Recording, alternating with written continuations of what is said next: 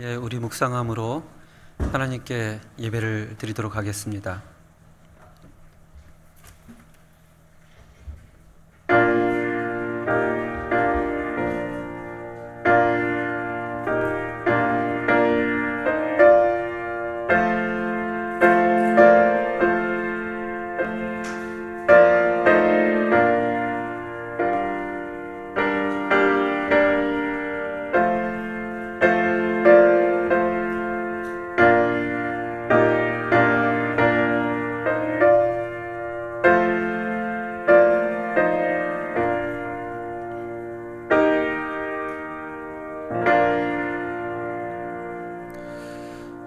하나님 아버지, 오늘도 우리가 하나님 앞에 전에 나와 하나님의 이름을 부르고 하나님을 찬송하고 하나님의 말씀을 나눌 수 있는 은혜를 허락해 주심을 감사를 드립니다.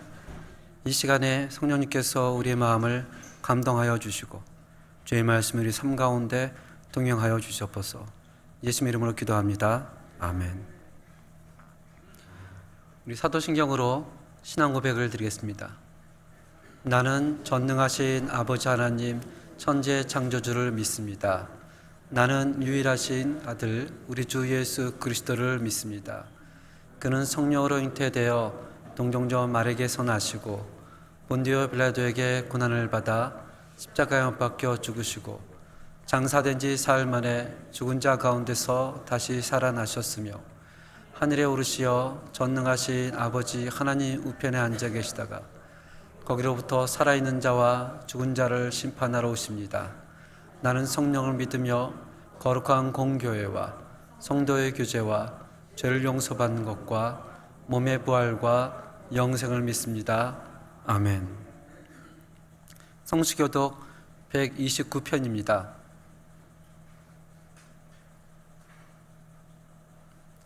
시온에 따라 크게 기뻐할지어다. 보라, 내 왕이 내게 임하시나니 그는 공의로우시며 구원을 베푸시며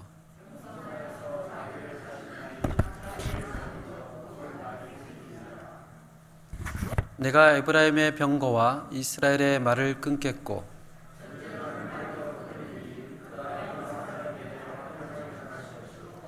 그의 통치는 바다에서 바다에까지 이르고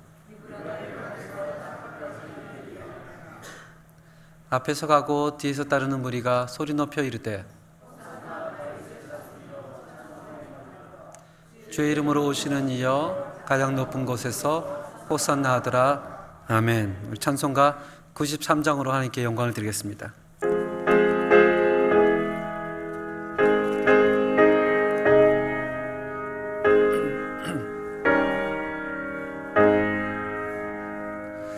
예수는 나의 힘이요 내 생명 되시니 구주 예수 떠나 살면 죄중에 빠지리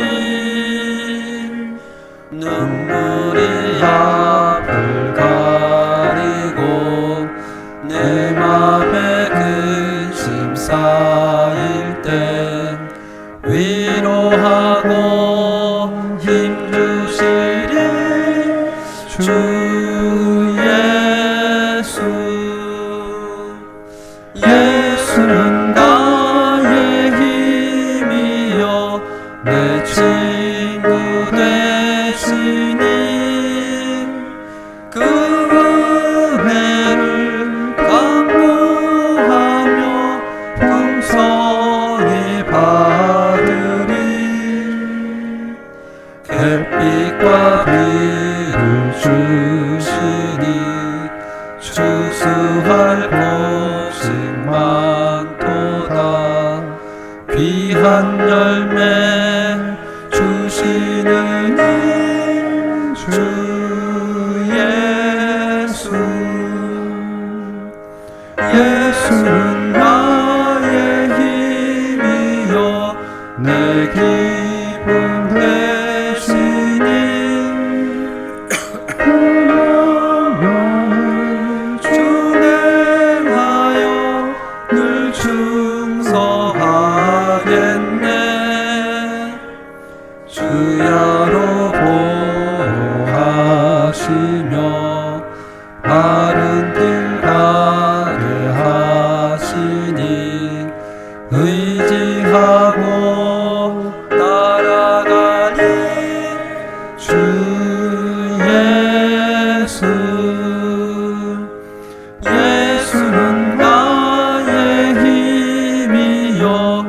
내 소망 되시니 이 세상을 떠나가며 곧 영생 얻으리 한없는 복을 주시고 영원한 기쁨 주시니 나의 생명 나의 기쁨 주 예수.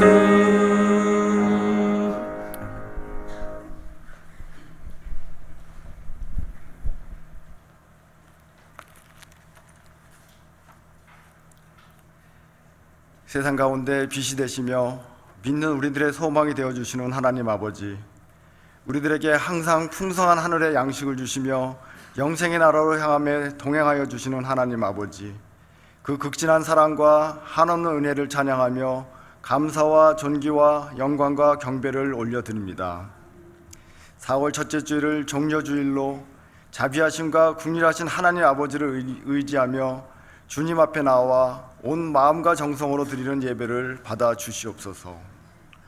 육신의 정욕과 세상 속의 자랑에 매여 자신의 뜻을 드러내고 욕망의 삶을 살아왔음을 고백합니다. 청지기로서의 삶이 아닌 진리를 외면하였던 삶을 내려놓기를 원합니다. 날마다 회개의 영을 부어 용서하여 주시고 날마다 거듭남의 은혜를 덧입게 하여 주시옵소서. 사랑과 은혜가 풍성하신 하나님 아버지, 지난 주일 모든 성도들의 간절함 속에 금년도 예결산 공동회의를 잘 마치게 하여 주심에 감사를 드립니다. 모든 성도들이 마음을 열고 한 마음이 되어 주님의 뜻에 의지하며 겸손히 받아들이게 하심에 감사를 드립니다. 이제 이 믿음의 공동체로서의 역할을 우리 연합의 성도들이 이어나가기를 소원합니다. 성령 안에서 성령 하나님과 함께 그 인도하심을 따라 서로를 이해하며 사랑으로 하나 되게 하여 주시옵소서. 또한 지난 주간에는 2023년도 상반기 침선교가 마울렛 교회와 딸까 카이로스 교회에서 있었습니다. 짧은 시간이었지만 아픈 영혼들을 만나는 소중한 시간, 매 순간마다 하나님 아버지 함께 하심에 감사를 드립니다. 연합의 온 성도들이 마음으로 기도하며 한 영혼이 치료되고 하나님 아버지께로 돌아오는 성령 하나님의 역사하심을 통해 이 지역에 복음이 살아나고 찬양이 넘쳐나는 부흥이 있기를 소망합니다. 이제 오늘 종려주의로 고난주간이 시작됩니다. 다음 주일 부활주의를 앞두고 연합의 성도들 한마음으로 특별 아침 기도회를 가지고자 합니다. 십자가에서 고난을 당하시고 우리들을 구원하신 주님의 사랑을 본받아 어떠한 고난도 감내하며 희생과 양보로 받아들이는 마음을 갖기를 소원합니다. 평화의 왕으로 오신 주님을 겸손히 영접하며 주님께서 십자가에서 이루신 사랑을 본받아 우리 모두 서로서로 인내하며 헌신적 사랑을 베풀어 가기를 소원합니다. 이러한 마음들이 하나 되어 교회가 계획하고 실행하고자 하는 다락방 모임으로 이어지기를 간절히 바랍니다. 오랜 기간 모이지 못하였던 다락방 모임이기에 서로 불편하고 어려운 점이 많이 있습니다. 하지만 조금씩 양보하고 이해하는 마음을 가질 수 있기를 소원합니다. 서로의 입장보다 누구보다 절실하였던 주님의 마음을 고난주간 기도회를 통해 이해하며 변화될 수 있기를 간절히 소망합니다. 환절기와 여러 환경 변화로 고통을 받는 성도들이 있습니다. 모든 환우들이 주님의 능력으로 치유받고 온전히 회복되기를 소원합니다. 또한 셀라 찬양팀과 할렐루야 성가대의 아름다운 찬양을 통해 모든 예배자들이 한 마음으로 하나님 아버지를 송축하고 경배하기를 소원합니다. 그리고 이들과 함께 교회와 예배를 위해 섬기고 헌신하는 모든 손길 위에 측량할 수 없는 하나님 아버지의 은혜가 충만하기를 소원합니다. 매일매일 기도로 신방으로 목양하기에 힘쓰는 박성준 담임 목사님과 김정석 백광호 부목사님들에게도 영육간 건강함과 모든 사역에 필요한 풍성한 은혜를 주시기를 간절히 바랍니다. 담임 목사님, 오늘 말씀을 선포하실 때 말씀을 듣는 우리 성도들의 마음 눈이 활짝 열리게 하시고 성령의 단비가 풍족히 적시어져 옥토에 뿌려진 씨앗이 풍성한 결실을 맺을 수 있도록 하여 주시옵소서. 이로 인해 순종과 희생과 헌신과 섬김의 길을 따라 풍성한 복을 받기를 소망합니다. 우리들을 위하여 이 땅에 보내주시고 십자가의 구원의 길을 걸어가게 하신 우리 주 하나님 아버지의 크신 사랑과 무한한 은혜에 감사드리며 우리들을 구원하신 예수 그리스도 이름으로 기도드립니다. 아멘.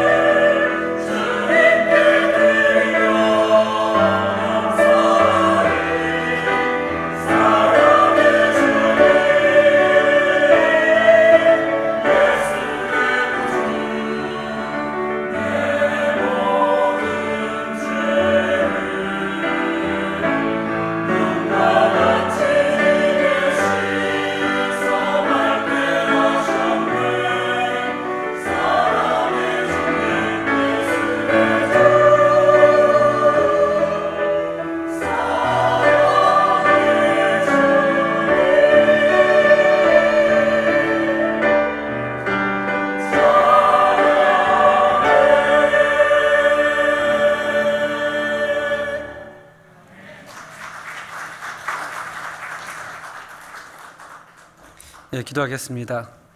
하나님 아버지, 또 우리 성가대를 통해서 하나님 영광 받아주시고 그 찬양 글자와 같이 우리 모든 삶이 하나님께 드려지는 귀한 시간 될 수 있도록 주님 붙잡아 주시옵소서. 특별히 시간 하나님의 말씀을 서로 나눌 때 성령 하나님께서 우리 모두에게 감동을 허락하여 주시고 귀한 은혜의 시간이 될 수 있도록 인도하여 주시옵소서.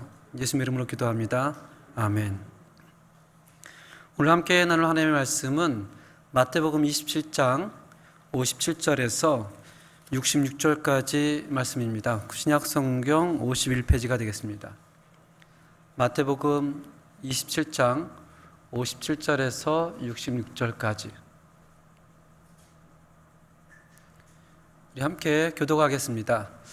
저물었을 때 아리마대의 부자 요셉이라 하는 사람이 왔으니 그도 예수의 제자라.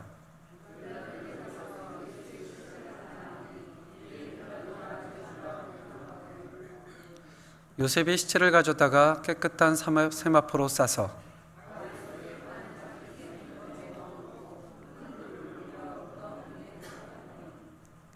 거기 막달라 마리아와 다른 마리아가 무덤을 향하여 앉았더라.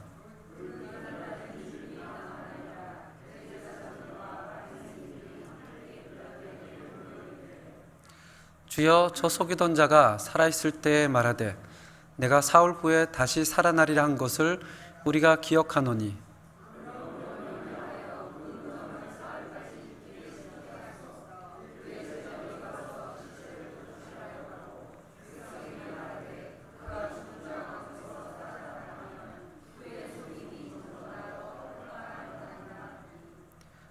빌라도가 이르되 너희에게 경비병이 있으니 가서 힘대로 굳게 지키라 하거늘 그들이 경비병과 함께 가서 돌을 임봉하고 무덤을 굳게 지키니라.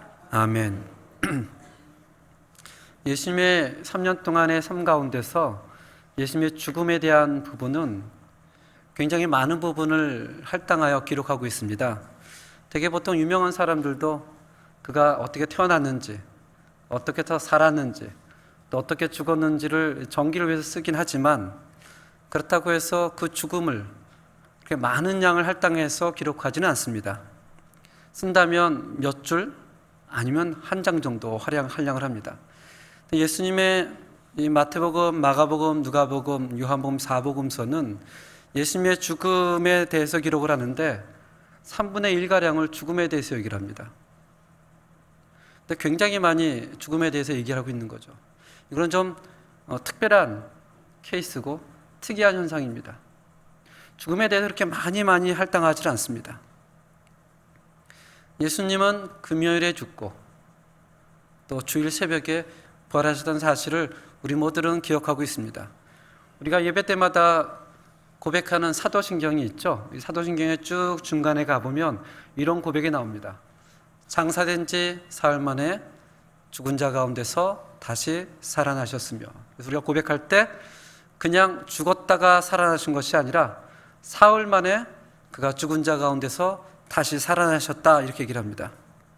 예수님이 여기 나와 있는 것처럼 금요일 날 십자가에서 죽으시고 주일날 새벽에 부활하십니다.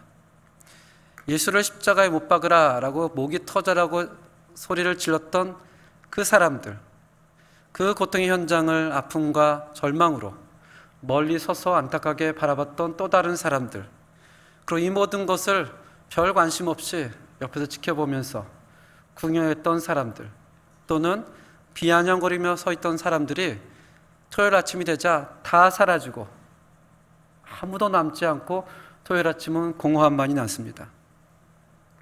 예수님이 부활한 이후에 지금까지 2000년 역사 동안 우리가 아는 한 예수님이 살아났다고 믿지 않는 사람이 한 명도 없던 날이 존재했다면 그것은 여기 가운데 까맣게 칠해져 있는 토요일일 것입니다.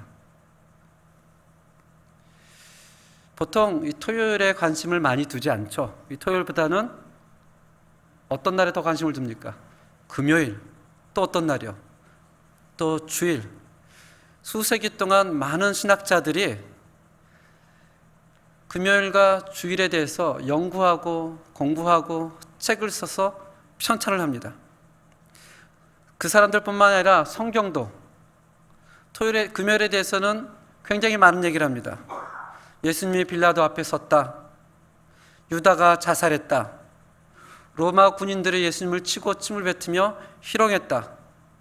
그 가운데 베드로는 3번이나 나는 그를 알지 못한다 라고 부인하면서 저주까지 하죠. 그리고 예수님의 십자가를 억지로 지고 가는 구레네 시몬의 이야기, 십자가에 매달려서 엘리 엘리 라마 사박다니, 나의 하나님 나의 하나님 어찌하여 나를 버리셨나이까, 이 많은 기록들이 다 금요일에 일어납니다. 성경은 여기에 대해서 아주 풍성하고 굉장히 자세하게 기록되어 있습니다.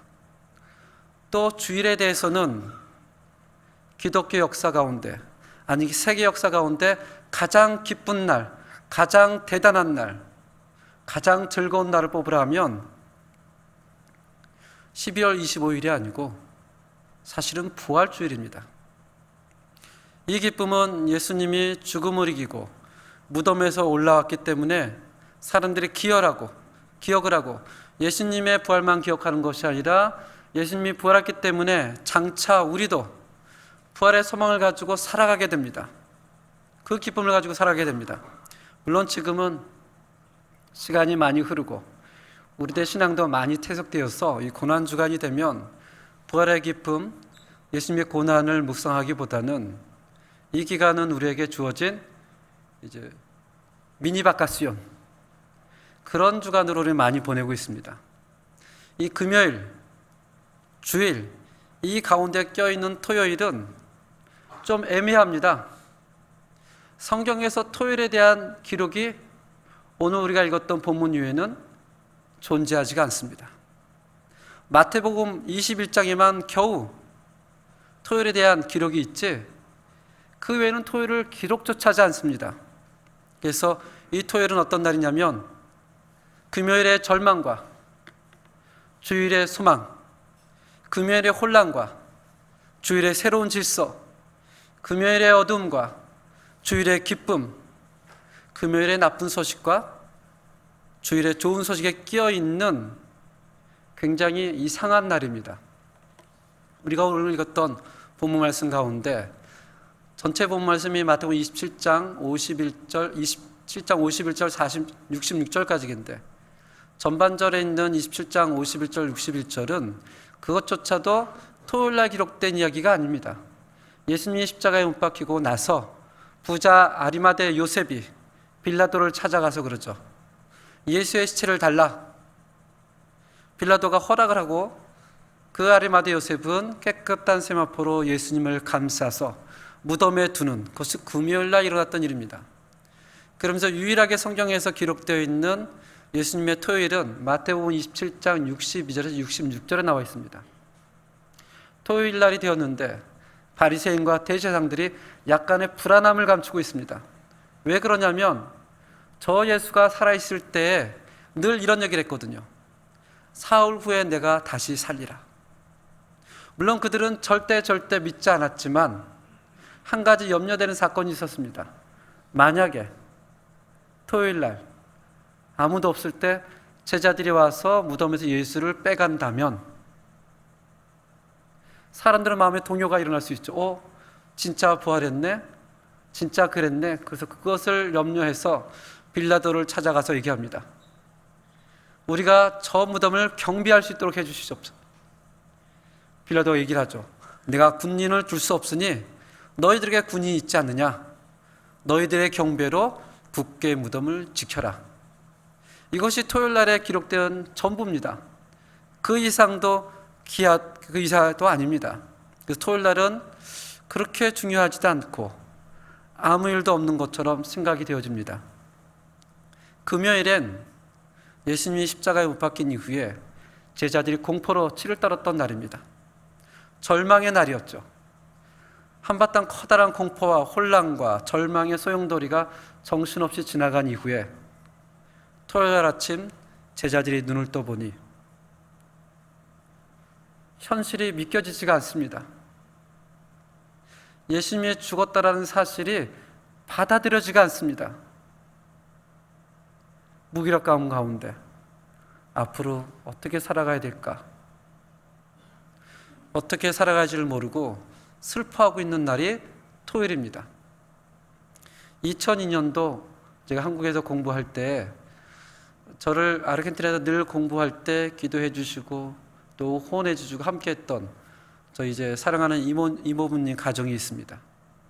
그 가정에는 아들이 한 명 있어요. 프랑코라고. 프랑코가 제가 한국에서 공부할 때 한국에 놀러를 왔습니다. 함께 에버랜드도 가고 함께 남산타워도 올라가고 밥도 먹고. 근데 그 아이는 약간의 심장병이 있었습니다. 그래서 한국에 온 김에 이제 심장을 좀 검사하겠다고 병원에서 인사를 나눴어요. 그 아이가 마지막 말을 이렇게 합니다. 빨리 끝나고 우리 짜장면 먹으러 가요. 근데 그 말이 마지막 날이라는 것은 상상도 못했습니다. 그 말을 끝내고 들어가서 나오질 못했습니다. 나이 15살, 하나밖에 없는 외아들이. 물론 자녀가 많다고 해서 마음이 좀 덜 아프고 하나이기 때문에 더 아프고 이런 것은 아닙니다. 그 소식을 듣고 저희 이모님이 쓰러지시죠. 누가 안 쓰러지겠습니까? 그 소식을 듣고. 그 다음날 일어나서 또 살아야 하겠기에 밥을 짓는데 밥을 지으면서 우세요. 사랑하는 아들이 죽었는데 내가 살겠다고 밥한다는 것이 너무 화가 난대요. 한 숟갈을 떠서 입에 넣는데 또 우세요. 내가 배고프다고 느낀다는 것이 너무나 수치스럽대요. 어떻게 살아갈지를 모르는 그런 상황. 제자들이 그랬습니다. 예수님이 금요일 날 죽고 그 현실이 받아들여지지 않고 토요일 아침 다 모여서 여전히 그들의 귀에는 예수님의 가르침이 너무나 생생합니다. 여전히 그들의 눈에는 예수님이 고치셨던 사람들이 길가를 활보하고 다닙니다. 예수님이 자기들을 한 사람 한 사람 제자로 불렀던 그 장면이 너무나 생생합니다. 4년 동안 주님과 함께 했던 그 생활이 바로 눈앞에 있는 것 같습니다. 그들은 3년 동안 주님과 동행하면서 마음속에 희망과 꿈이 있었어요. 어떤 꿈이냐면 예수님이 왕이 된다면 누가 우리 가운데 예수님의 오른편에 앉을까? 누가 예수님 편에 왼편 앉으면서 그 거룩한 나라에서 떵떵거리며 잘 살 수 있을까? 라고 행복 회로를 많이 돌렸지만 그것이 다 무너져 내렸습니다. 현실은 아무것도 남지 않았어요. 예수를 죽여라 하는 사람도 사라지고 예수님을 조롱했던 사람들도 사라지고 예수님을 따랐던 사람들도 사라지고 모였던 제자들이 토요일 날 아무 말도 할 수가 없었습니다. 그러나 그들은 한 가지 결론을 내릴 수가 있었어요. 이런 결론입니다. 예수는 메시아가 아니야. 예수님은 우리가 기다렸던 그리스도가 아니야. 혹시 여러분들은 제자들이 토요일 날 모여서 주일날 부활하신 예수님을 기다리면서 기도하고 찬양했다라고 생각하십니까? 그러지 않았습니다. 당시 1세기 때는 스스로 메시아라고 주장했던 사람이 역사에 기록된 것만 18명이었습니다. 그 가운데 2명을 성경은 기록을 하죠. 사도행전 5장 36절에 보면 누가가 이렇게 기록합니다. 이전에 드다가 일어나서 스스로 선전하며 사람이 몇 명이 그를 따랐다고요? 400명이 그를 따릅니다. 그가 죽임을 당하며 따르던 모든 사람들이 흩어져 없어졌고 그 18명의 역사에 기록되어 있던 스스로가 그리스도라고 주장했던 사람 가운데 한 사람이 있었는데 그 사람은 드다였다. 요세포스는 얘기를 합니다. 그 드다는 스스로를 가리켜 나는 드다 그리스도다 라고 얘기했다고 해요. 그리스도란 말은 기름 부음 받았다, 메시아다라는 뜻이거든요. 드다는 이렇게 주장했다고 합니다. 나는 요단강을 가를 수 있고 나는 예루살렘 성을 무너뜨릴 수 있다.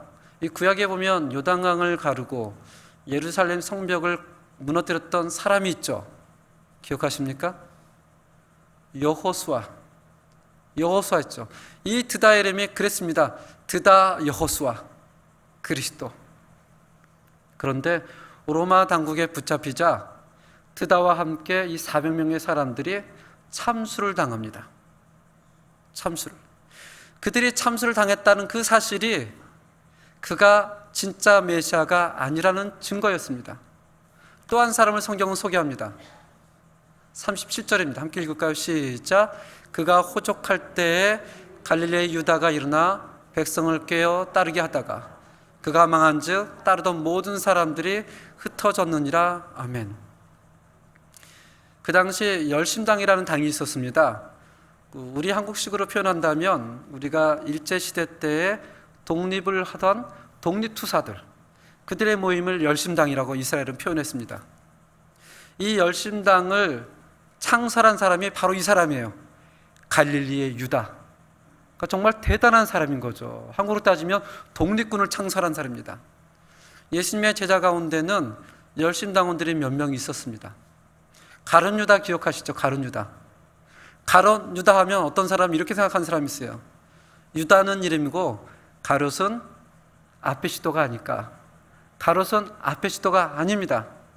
스페인어로 이야기하면 이스카리오테. 이스카리오테란 말은 칼이란 뜻입니다. 칼. 항상 유다가 품속에 로마 군인을 죽이기 위해서 칼을 품고 다녀서 성경은 그를 가리켜서 칼을 품고 다니는 유다라, 즉 가룟 유다라라고 얘기합니다. 그 사람도 열심당이었습니다. 이 사람은 스스로 메시아라고 주장하면서 약 2,000명의 사람들이 이 갈릴리 유다를 따라다녔습니다. 로마를 정복하고 이 땅에 하나님의 나라를 세우자 라고 했지만 결국 이 사람들도 로마 정국이 갈릴리 지역에 2,000개의 십자가를 세웁니다. 2,000개의 십자가. 2,000명의 사람을 십자가로 다 달려서 죽게 만들었어요. 하나의 경고입니다. 이런 경고죠. 너희들 가운데 만약에 스스로 메시아라고 주장하는 사람이 있다면 다 어떻게 된다? 이렇게 죽을 것이다. 하나의 경고로 2,000명을 십자가에 다른 것을 한번 상상해 보세요. 2,000명이면 칠레 교민이 다 십자가에 다른 것입니다. 어마어마한 상황입니다. 그런데 이 사람이 십자가에 죽자 사람들이 또 결론을 내리죠. 갈릴리 유다도 메시아가 아니다, 기다. 아니다. 그런데 어느 날 예수가 나타나서 하나님의 나라를 전하고 기적과 이적을 행하며 바리새인과는 전혀 다른 권위로 말씀을 전하기 시작을 합니다. 사람들의 마음속에 저 사람이 메시아가 아닐까. 그 예수님이 예루살렘 입성했을 때 사람들이 겉옷을 벗고 예수님 발 안에 내놓으며 찬양을 하죠. 호산나 호산나 다윗의 자손 예수여 우리를 구원하여 주시옵소서. 근데 그 예수가 십자가에 못 박혀 죽였다는 것은 그도 누가 아니다. 메시아가 아니라는 증거입니다. 메시아는 절대 저렇게 죽을 수가 없다. 토요일날 모였던 제자들은 예수를 메시아가 되고 싶었던 수많은 사람들 가운데 하나로 기억하게 됩니다. 예수가 죽자 그들의 꿈도 죽어버립니다. 그런데 의문이 드는 게 있습니다. 성경에서는 예수가 죽을 것이다, 십자가에 죽을 것이다 라고 구약부터 계속해서 예언하고 있습니다. 동시에 또 예언하죠. 그가 다시 살아날 것이다 라고 예언을 합니다. 그렇다면 이럴 수도 있잖아요. 금요일 저녁 때 십자가에서 죽고 그 다음날 아침에 부활해도 이야기 순서상 전혀 어색하지 않습니다. 그냥 금요일날 저녁 때 십자가에서 죽고 그 다음날 부활하면 얼마나 좋았을까. 왜 굳이 성경은 금요일이 있고 토요일이 있고 주일이 있을까? 이상하지 않습니까? 그리고 토요일은 기록도 되어 있지 않는데 성경에 나와 있지도 않은데 굳이 우리 고린도전서 15장 3절 4절 한번 찾아보겠습니다. 신약성경 282페이지입니다. 고린도전서 15장 3절 4절입니다. 신약성경 282페이지. 고린도전서 15장 3절 4절 성경을 찾으면 이 고린도전서 15장 예수님이 죽고 나서 예수님의 생애에 대해서 사람들은 이렇게 생각을 하죠. 아마 마가복음이 제일 먼저 기록되어지고 그 다음에 마태, 누가, 요한, 그 다음에 사도 바울이 부르심을 받아 서신서가 기록되었을 거야 라고 생각하지만 실제로 가장 먼저 기록된 책은 고린도전서입니다. 예수님이 부활하시고 15년 정도 안에 기록된 책이에요. 15장 3절 4절 함께 읽겠습니다. 시작. 내가 받은 것을 먼저 너희에게 전하노니 이는 성경대로 그리스도께서 너를 위하여 죽으시고 장사된 지 됐다가 성경대로 사흘 만에 다시 살아나서, 여기 보면 성경대로 예수님이 우리를 위하여 죽으시고 성경대로 어떻게 해요? 사흘 만에 다시 살아나셨다. 이 고대 이스라엘 사람들에게 이 사흘이라는 단어는 굉장히 중요합니다. 언제나 구약엔 사흘간의 이야기가 기록되어 있습니다. 아브라함이 나이 120세 때 하나님으로부터 명령을 듣습니다. 아브라함아 내 자손 이삭을 나에게 바쳐라. 저 모리아의 산에 가서 제사를 지내라. 아브라함이 그 명령을 받고 모리아 산까지 걸어가서 이삭을 제단에 묻고 칼을 들었을 때가 딱 3일째입니다. 3일째. 뿐만 아닙니다.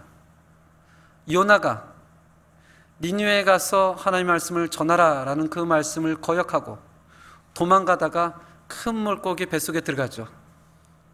거기서 하나님께 기도하다가 그 물고기에서 니느웨로 빠져나왔을 때가 바로 3일째입니다. 라합이 여호수아가 보낸 2명의 정탐꾼을 숨기고 그 정탐꾼이 숨어 있다가 무사히 벗어난 날도 3일째입니다. 그래서 구약에 보면 공통된 구조가 있습니다. 항상 3일로 얘기합니다. 3일, 첫째 날, 둘째 날, 셋째 날. 이 3일의 구조에는 공통된 구조가 있는데 첫째 날에는 언제나 문제가 있고 마지막 날에는 그 문제 해결이 되어지고 이 중간에는 아무것도 없습니다. 성경 전체도 놓고 보면 성경 전체도 3일간의 이야기로 축소할 수 있습니다. 창세기 1장 1절에 보면 태초에 하나님께서 말씀으로 천지를 창조하시니라 라고 나옵니다. 거기에 대해서 어떤 사람이 이런 질문을 했다 그래요. 이제 부정적인 생각을 이렇게 질문합니다. 하나님이 태초에 천지를 창조했다면 그러면 그 태초 이전에는 하나님이 뭘 하고 계셨습니까? 라고 이제 공격적인 질문을 합니다. 이것은 실제 중세기에 있었던 질문이에요. 이 얘기를 듣고 성 어거스틴이 뭐라고 대답한 줄 아세요? 하나님께서 태초에 당신과 같이 그런 질문을 한 사람을 알았기에 지옥을 만들고 계셨습니다 라고 얘기합니다. 이건 정말 유명한 대답입니다. 그런 질문을 하는 사람을 위해서 하나님은 지옥을 만들고 계셨습니다. 태초에 하나님께서 천지를 창조하시고 사람을 하나님의 형상대로 창조하시고 에덴 동산에 두셨는데 그 에덴 동산에는 2가지 나무가 있었던 사실을 우리는 모두가 알고 있습니다. 어떤 나무요? 생명나무와 선악과.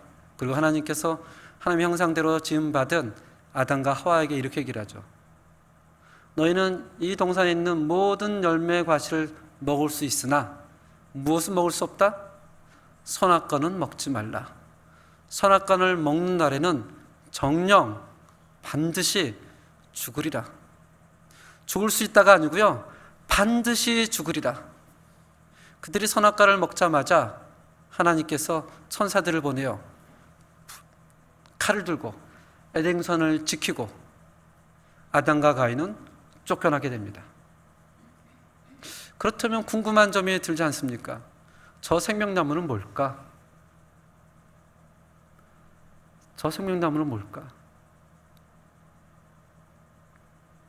태초에 하나님께서 인간을 창조했을 때는 인간은 어떤 존재였을까?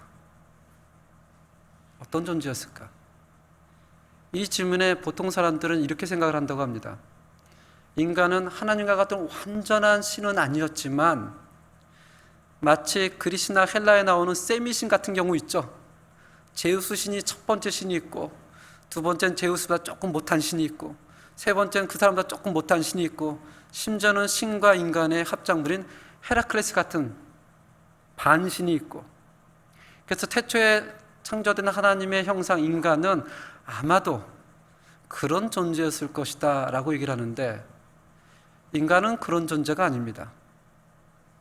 그런 존재가 아니에요. 인간은 창조될 때부터 죽는 존재였습니다. 죄를 지어서 죽은 게 아니고요, 원래 인간은 죽는 존재입니다. 에덴 동산에 생명나무가 있다는 것은 그가 하나님과 교제하고 하나님과 동행할 때는 언제든지 무엇을 먹을 수 있어요? 생명나무를 먹으면서 그의 삶을 연장할 수가 있었습니다. 그래서 인간은 임모르탈, 분멸의 존재가 아니라 파멸자, 원래부터 창조가 죽는 존재였습니다.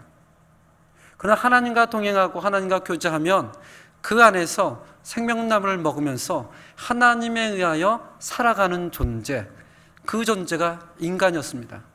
선악과를 먹고 하나님께서 인간에게 선악과를, 생명나무를 못 먹게 하자, 그때부터 인간은 죽음이란 것이 시작이 되어집니다.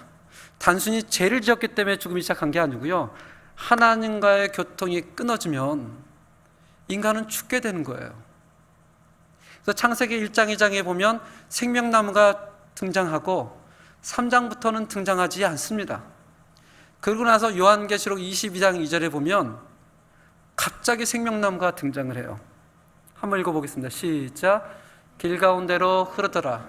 강 좌우에 생명나무가 있어 12가지를 맺되 달마다 그 열매를 맺고 그 나무 잎사귀들은 만국으로 치료하기 위하여 있더라. 아멘. 요한계시록 21장, 22장, 23장은 어떠한 장이냐면 이 땅의 새 예루살렘, 하나님의 나라가 온전히 이루어진 때를 기록하고 있습니다. 예수님이 재림하여서 온전히 이루어진 때. 그래서 성경은 크게 세 가지로 나누죠. 창세기 1장, 2장, 창조의 때와 요한계시록 21장, 22장, 온전히 하나님의 나라가 이루어질 때. 이 두 파트에는 생명나무가 있고 이 가운데는 없습니다. 없어요. 그래서 성경도 사흘이라는 이야기로 이야기를 나눌 수 있습니다. 이야기 시작에는 생명나무가 있고 이야기 중간에는 없고 이야기 결말에는 생명나무가 있는. 그래서 인류의 역사는 어떤 것인가? 라고 질문했던 어떤 사람이 이렇게 얘기를 하죠. 인류의 역사는 나무에서 나무로 건너가는 것이 인류의 역사다. 인류의 역사는 시작이 있으면 중간이 있고 결말이 있고, 인류 역사는 창조가 있으면 타락이 있고 구속이 있고, 인류 역사는 어제가 있으면 오늘이 있고 내일이 있고, 인류 역사는 금요일이 있으면 토요일이 있고 주일이 있다. 그런데 이 가운데 언제나 존재하고 영원히 계신 분이 한 분이 있습니다. 바로 하나님. 기억하시죠? 모세가 떨기나무 가운데 하나님께 질문합니다. 당신을 누구라고 할까요? 하나님 이렇게 대답합니다. 나는 아브라함의 하나님, 나는 이삭의 하나님, 나는 야곱의 하나님. 이 얘기는 나는 과거에도 있었고 나는 현재도 존재하고 나는 앞으로도 존재하는 사람이다.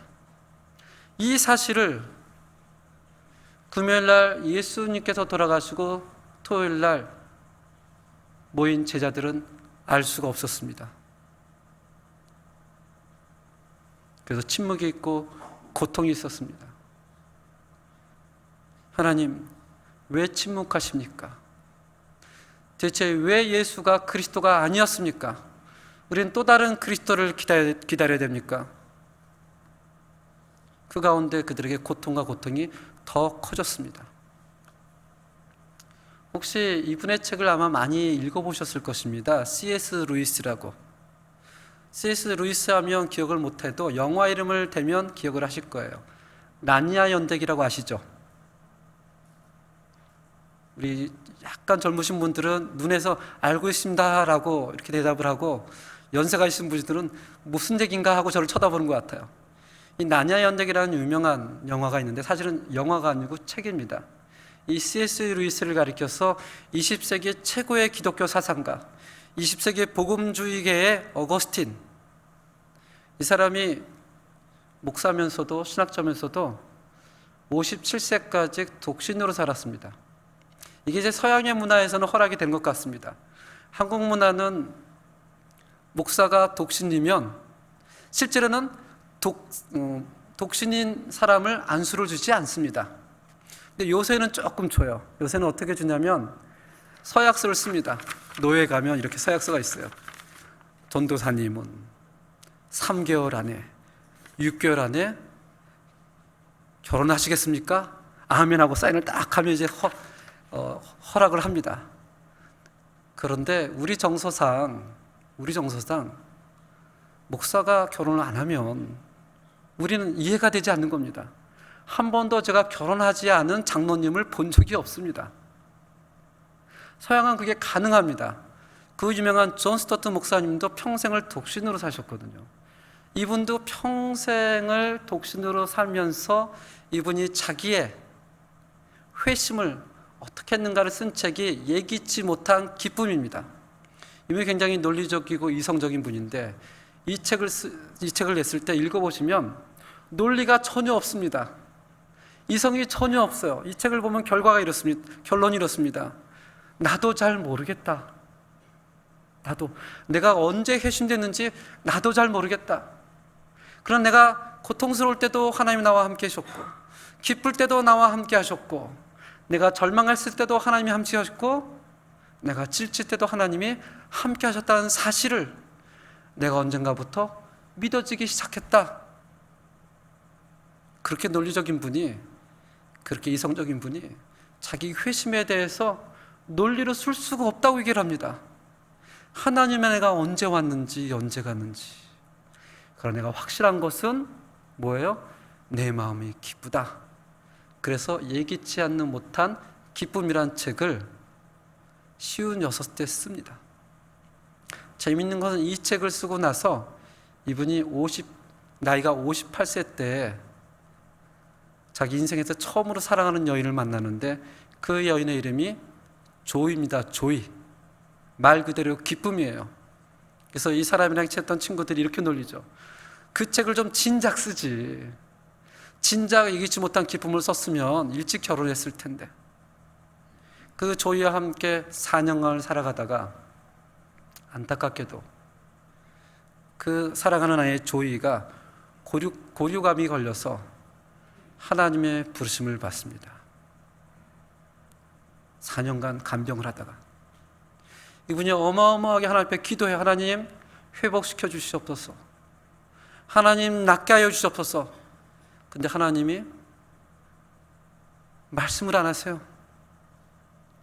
그 아픔을 가지고 이분이 쓴 책이 후속작이 뭐예요? 헤아려 본 슬픔. 이 제목만 들어도 이분의 아픔이 전달되어지지 않습니까? 이 책에 보면 이분이 이렇게 고백을 합니다. 슬픔이 마치 두려움과도 같은 느낌이라고 아무도 내게 말해주지 않았습니다. 무섭지는 않으나 그 감정은 무서울 때와 흡사합니다. 똑같이 속이 울렁거리고 안절부절 못하며 입이 벌어집니다. 나는 연신 침을 삼킵니다. 어떤 때는 은근히 취하거나 뇌진탕이 일어난 것 같은 느낌이 듭니다. 세상과 나 사이에는 아무것도 보이지 않는 것 같습니다. 다른 사람이 뭐라 해도 받아들이기가 너무 힘듭니다. 아니, 받아들이고 싶지가 않습니다. 만사가 재미가 없습니다. 집이 텅 비어있는 모습이 너무 무섭습니다. 사람들이 함께 있어주면 좋겠습니다. 그 사람들이 나를 가만히 두면 더 좋겠습니다. 그런데 그가 이렇게 마지막 질문을 씁니다. 하나님은 어디 계셨습니까? 왜 그분은 우리가 번성할 때 사령관처럼 군림하시다가 우리가 환난할 때는 이토록 도움 주시는데 인색한 것입니까? 이 글을 읽으면서 혹시 저분 정말 믿음이 없구나 라고 생각하십니까? 믿음이 없어서가 아니고요, 고난에 찬 절규입니다. 하나님 도대체 어디 계십니까? 그렇게 20세기의 복음주의 거장이라던 사람도, 살아있는 어거스틴이라고 하는 그 사람도 살아가는 아내를 잃고 저 헤아려 본 슬픔을 쓰면서 도대체 하나님은 어디 계십니까? 그는 기적을 바라고 기도했지만 기적이 일어나지 않았습니다. 하나님께 그렇게 간절히 했지만 하나님 응답하지 않았습니다. 때로는 토요일과 같은 날을 우리가 맞이할 때가 있습니다. 엄청난 고통과 절망과 좌절 가운데 있는데 하나님이 우리의 기도에 응답하지 않습니다. 모든 것이 무너진 것 같아요. 모든 것이 절망입니다. 그런 때가 있으시죠? 우리 인생을 돌아보면 지나고 나면 마저 그때 하나님이 함께 하셨어라고 고백하지만 그건 지나고 나서 하는 얘기고요. 그 역사의 현장으로 과거로 다시 돌아가서 그때를 돌이켜보면 우린 다 절망합니다. 제자들도 그랬습니다. 그들도 주일날 주님이 부활한다는 사실을 전혀 믿지 않고 있었습니다. 전혀.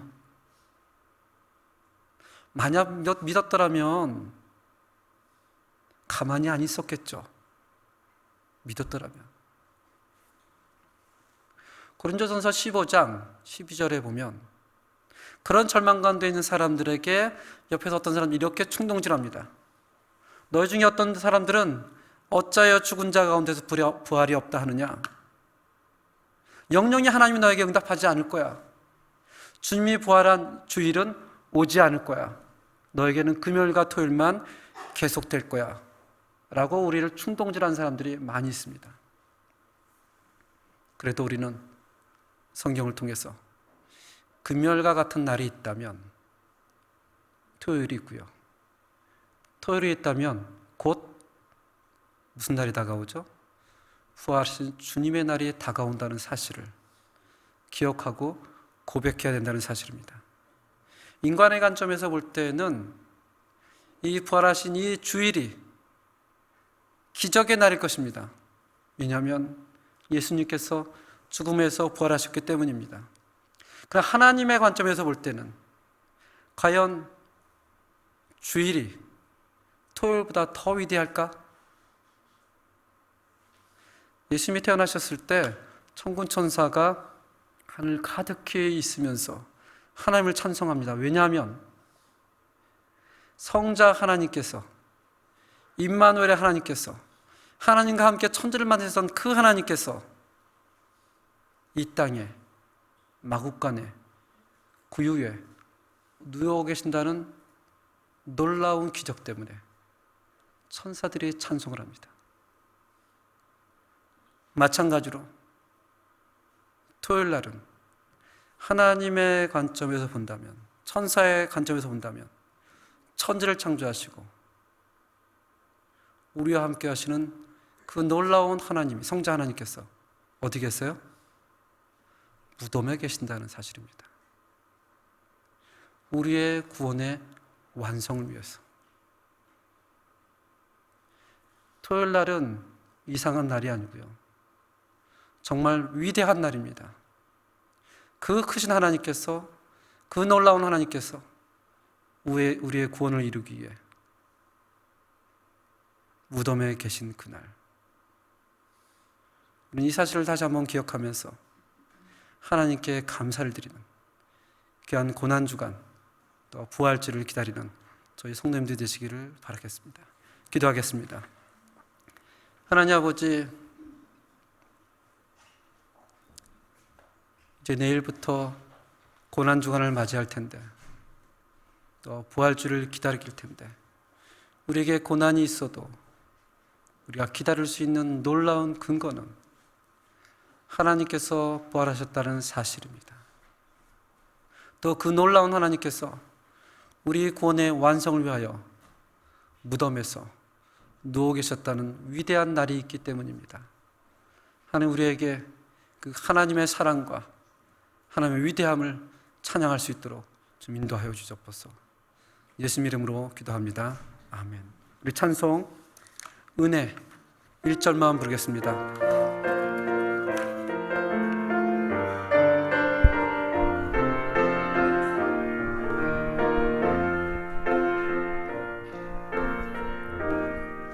내가 누려왔던 모든 것들이,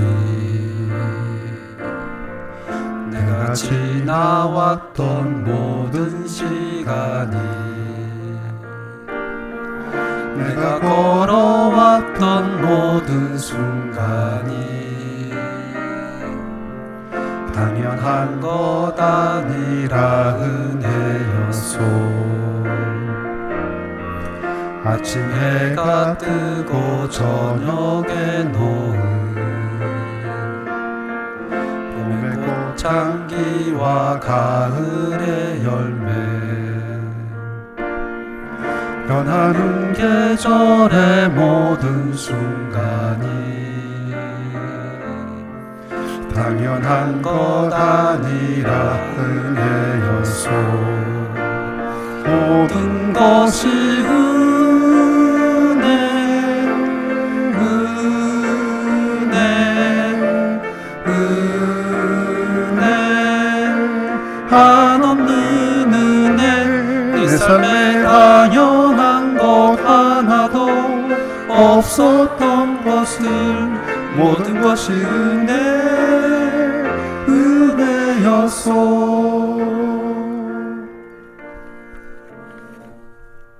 기도하겠습니다. 하나님, 다시 한번 예수 그리스도께서 우리를 위해 십자가에 돌아가셨음을 기억하고, 그 놀라운 하나님께서 우리의 구원의 완성을 위하여 무덤에 토요일날 하루 있었음을 또한 기억할 수 있도록 인도하여 주옵소서. 그 크신 하나님이, 그 위대하신 하나님이 우리를 너무나 사랑하여 그 같은 수모와 같은 낮아짐을 스스로 겪으셨다라고 성경은 기억을 합니다. 하나님 아버지께 다시 한번 감사를 드리고, 그 하나님께 영광을 드리고, 그 하나님께 이 귀한 시간에 또한 헌금을 드립니다. 헌금을 드리는 그 손길 가운데, 그 마음 가운데 하나님께서 축복해 주시고, 하나님께서 위로해 주시고, 다시 한번 하나님을 바라볼 수 있도록 우리의 눈을 하나님께 향할 수 있도록 주님 붙잡아 주시옵소서. 예수 이름으로 기도합니다. 아멘.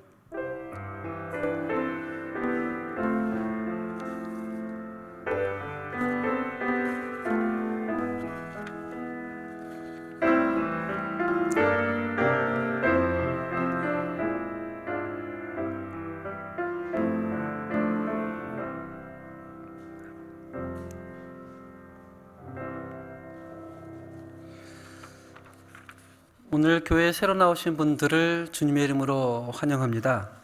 또 매일 저녁 9시 주보에 보면 합심 기도 제목이 있으니까 우리 기억하시고 함께 기도할 수 있기를 바랍니다. 또 우리 성도님들께서 기도해 주시고 후원해 주시고 기억하신 덕분에 이 마을예가 딸가에서 침사역을 잘 마칠 수가 있었습니다. 저도 이제 침사역을 한번 가본 건 처음이었거든요. 하루 다녀왔지만 잘 진행되고 있구나. 또 목사님과 좋은 교제도 나누고 그랬습니다. 앞으로 확실히 날짜가 아직 정해지지 않았지만 그 이후에 있을 또 말씀 세미나를 위해서도 계속해서 기도해 주시면 감사하겠습니다. 또 오늘 오후 세미나 모임 이후에 그 장로님들과 안수집사님들은 그 새신자실에서 잠깐 모임을 갖도록 하겠습니다. 특별히 이번 주는 고난주간을 맞이합니다. 일반적으로는 화요일에서 토요일이지만 이번에는 월요일에서 금요일까지 오전 7시 30분입니다. 사실은 이민사회에서 또 고난주간 때 아침 예배한다는 것이 그렇게 쉬운 일은 아닙니다. 또 나온다는 것이 그렇게 쉬운 일도 아닙니다. 그래도 일주일 동안 한 번 정도는 나와서 함께 기도하는 그런 모습을 우리 성도님들께서 보여주신다면 더 은혜의 시간이 되지 않을까라는 생각을 하게 됩니다. 다음 주는 부활절이기 때문에 온가정 예배를 드립니다. 원래 매 5주가 있는 그 달은 5주의 온가정 예배인데 절기가 겹칠 경우에는 절기를 우선으로 해서 부활주일날 온가정 예배를 드리고요. 4월 마지막 주는 정상적으로 1부, 2부 예배를 드리도록 하겠습니다. 그리고 다음 주에는 예배 시간에 성찬식이 진행되어질 예정입니다. 저번 주에 광고를 잠시 했지만 지금은 한국에 출타 중인 우리 박태현 집사님, 조문주 기사님의 장녀 박영주 양이 4월 8일 오후 3시에 결혼식이 있습니다. 카톡이라도 좀 글로 이렇게 남겨주시면 서로 더 깊은 결혼식이 될 것 같습니다. 다 같이 일어나서 찬송가 357장 1절과 3절로 하나님께 영광을 드리겠습니다. 1절과 3절입니다.